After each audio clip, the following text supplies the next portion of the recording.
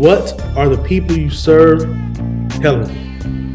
What are the customers and clients telling you? We only have a few episodes left.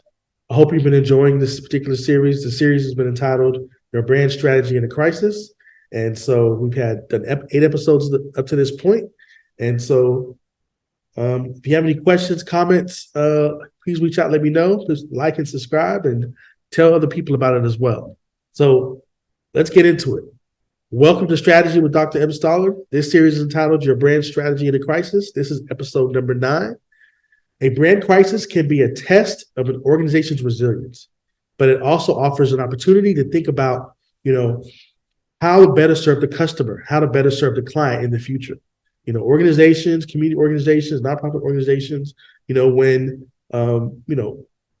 you respond to a crisis or a brand crisis, you identify what went wrong, right? And obviously you make those changes to help fix those problems. And that's great.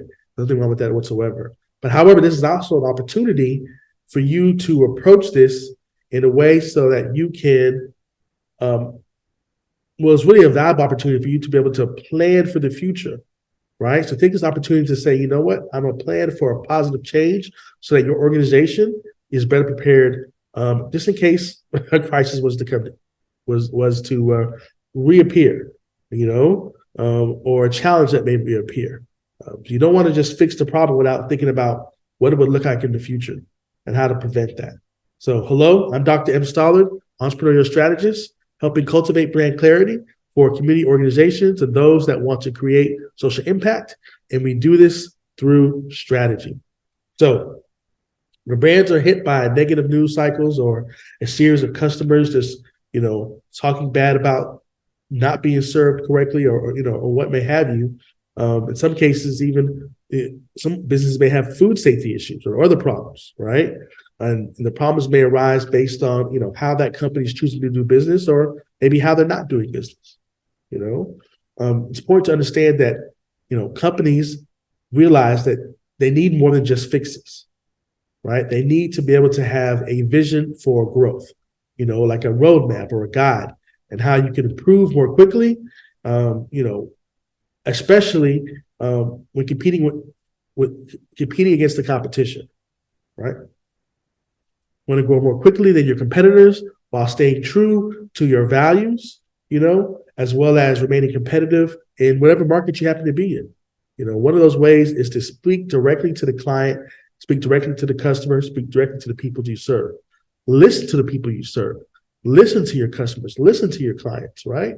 Listening to your customers and clients and the people you serve is critical during a brand crisis. They know what they want. And so you want to listen to them actively. In order to be a better listener, you have to do a few things. But most importantly, you have to ask questions. You have to ask the right questions so you can understand what they're experiencing from their perspective. What do they understand from the situation from their perspective, right? You can also use this opportunity for brand crisis to find out what they may not know, right? That's also something to look at it from that perspective as well, so that you can help them in any possible way, within the confines of your organization, right? For example, if a customer is complaining about, say, poor customer service, right? Then that's something that needs to be addressed. Now, let me tell you something. If you're in the middle of a brand crisis, customer service needs to obviously be stepping up even more so. You don't want to be in a situation where you've had some embarrassment. Maybe it's a series of finances going down or something to that effect, and then all of a sudden you're like, people are calling and reaching out to you. You have people that actually answer phones, and the person on the line is just horrible, right? Completely rude. It's not what you want. In the middle of a crisis, the customer interaction becomes even more critical than before. Your customers and your clients, they have concerns, they have questions, they're going to have feedback, they want to share with your organization. And it's important for you to gather that information, to gather it and interpret it, right? It's important to be proactive with your customer and client interactions and the people you serve, right? You want to ensure that your clients feel supported, that the people you are serving feel supported, and they feel valued. Here's just a few tips for an effective customer interaction during a crisis. So when you begin to engage with or interact with your client, your customers, a few things you want to consider. One, you want to be empathetic, right? Empathy is such a crucial piece, when interacting during a brand crisis. You want to acknowledge the challenges that they're experiencing and maybe facing, and offer support and understanding during those times. You want to empathize. You understand that it's not so much maybe that this physical issue itself, is that what happens by not being able to have that resource. If it's if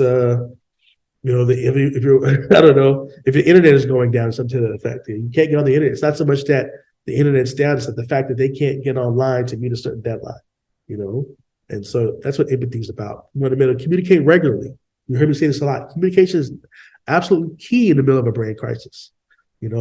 Regular, constant communication with your customers through email, through social media and other channels to keep them informed, about any changes, in your operation, of these services, and also to get information from them as well. That's one of the places you can actually gather information from.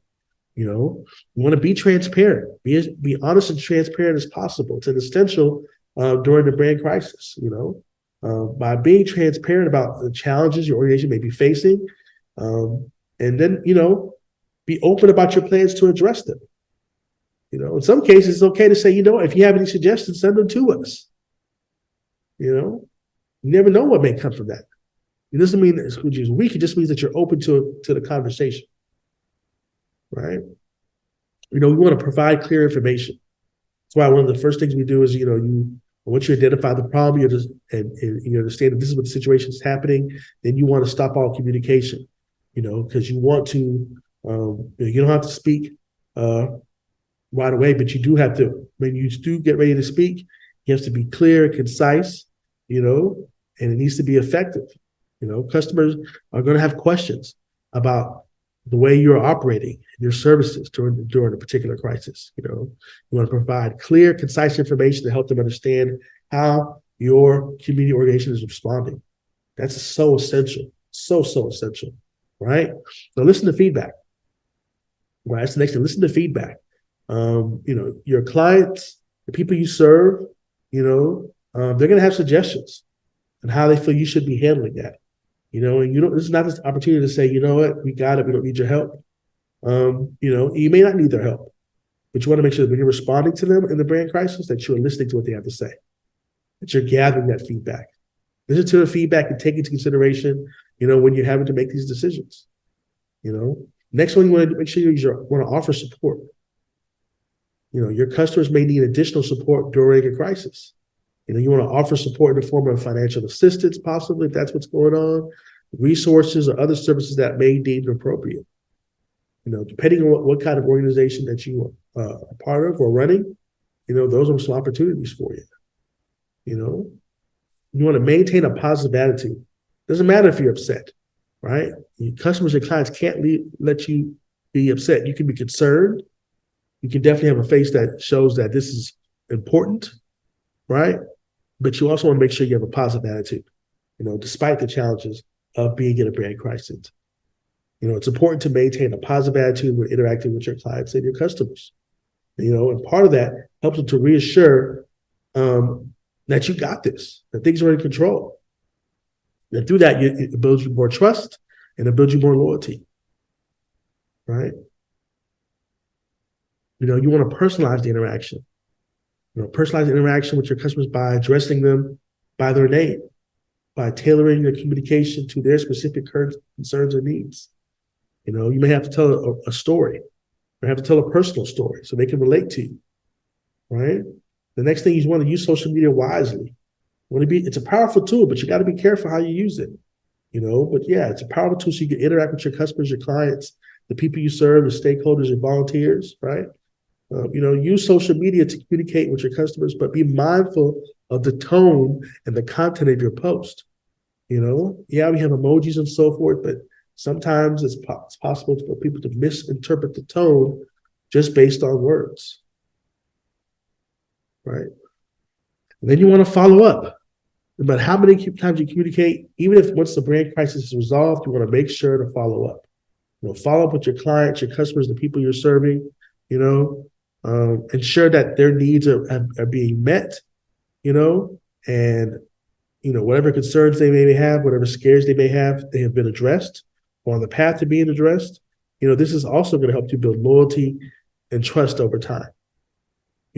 So effective, and that's pretty much all I have for you. It's kind of short and sweet today, but effective, customer and client interaction is truly necessary during a brand crisis. When you're empathetic, when you're transparent, when you're proactive in the communication with your clients and your customers and the people you serve and the volunteers and the stakeholders and all the people you're responsible for, directly and indirectly, you can help support them during those challenging times.